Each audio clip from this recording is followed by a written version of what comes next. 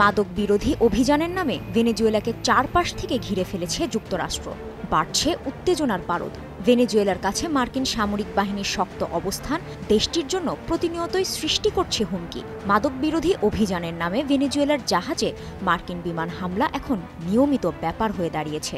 দুদেশের চলমান এ উত্তেজনার মধ্যে ভেনেজুয়েলার জাহাজে মার্কিন বিমান হামলাকে বৈধ বলে ঘোষণা দিয়েছে হোয়াইট হাউস। ভবিষ্যতেও এ হামলা অব্যাহত রাখার অনুমোদন দেয়া হয়েছে।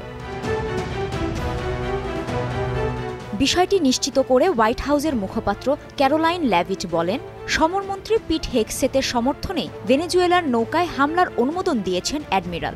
নিজ দেশের নিরাপত্তা ও মাদক সন্ত্রাসবাদ দমনে যুক্তরাষ্ট্রের আইনি অধিকার রয়েছে বলেও জানান তিনি।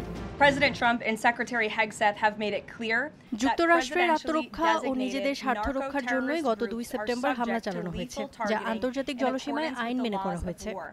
With respect to the strikes in question on September 2nd. এদিকে সামাজিক যোগাযোগ মাধ্যম এক্সের দেয়া এক পোস্টে মার্কিন সমরমন্ত্রী হেগসেত জানান, অ্যাডমিরাল ব্রডলিকে তিনি শতভাগ সমর্থন করেন। যুদ্ধক্ষেত্রে ব্রডলির যে কোনো সিদ্ধান্তের পাশে থাকার কথা জানান তিনি। ভেনেজুয়েলায় সরাসরি হামলার আশঙ্কার মধ্যেই হোয়াইট হাউসের শীর্ষ নিরাপত্তা কর্মকর্তাদের সঙ্গে বৈঠক করেছেন মার্কিন প্রেসিডেন্ট ডোনাল্ড ট্রাম্প। ওভাল অফিসের এ বৈঠকে জয়েন্ট চিফ অফ স্টাফ, পররাষ্ট্রমন্ত্রী মার্কো রুবিও সহ মন্ত্রী পরিষদ এবং জাতীয় নিরাপত্তা দলের সদস্যরা উপস্থিত ছিলেন। যদিও যুক্তরাষ্ট্রের এমন তৎপরতায় উদ্বেগ জানিয়েছে জাতিসংঘ। নিয়মিত সংবাদ সম্মেলনে জাতিসংঘ মহাসচিবের মুখপাত্র স্টিফেন ডুজারিক বলেন, এ ধরনের হামলা আন্তর্জাতিক আইনের সুস্পষ্ট লঙ্ঘন। আমাদের অবস্থান একই রয়েছে। আমরা আকাশসীমা নিয়ে প্রকাশিত রিপোর্টগুলো দেখেছি। আন্তর্জাতিক আইনের অধীন রাষ্ট্রগুলোর বাধ্যবাধকতাগুলোর পূর্ণ সম্মান নিশ্চিত করার আহ্বান জানাচ্ছি আমরা, যার মধ্যে সনদ এবং অন্যান্য প্রযোজ্য আইনগত কাঠামো অন্তর্ভুক্ত। চলমান উত্তেজনার জেরে রাজধানী কারাকাসে সমাবেশের ডাক দেন ভেনেজুয়েলার প্রেসিডেন্ট নিকোলাস মাদুরো।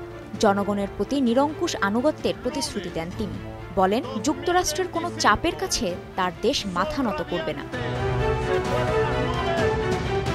চলতি বছরের সেপ্টেম্বরের শুরু থেকে ক্যারিবীয় সাগরে একের পর এক নৌযান লক্ষ্য করে হামলা চালিয়েছে যুক্তরাষ্ট্র। এতে এখন পর্যন্ত প্রাণ হারিয়েছেন ৮০ জন। মাদক পরিবহনের অজুহাতে এসব হামলা চালানো হলেও এর পক্ষে কোনো প্রমাণ তুলে ধরতে পারেনি যুক্তরাষ্ট্র। তবে ট্রাম্প প্রশাসনের দাবি, যুক্তরাষ্ট্রে অবাধে মাদক প্রবেশ ঠেকাতেই তাদের এ সামরিক অভিযান।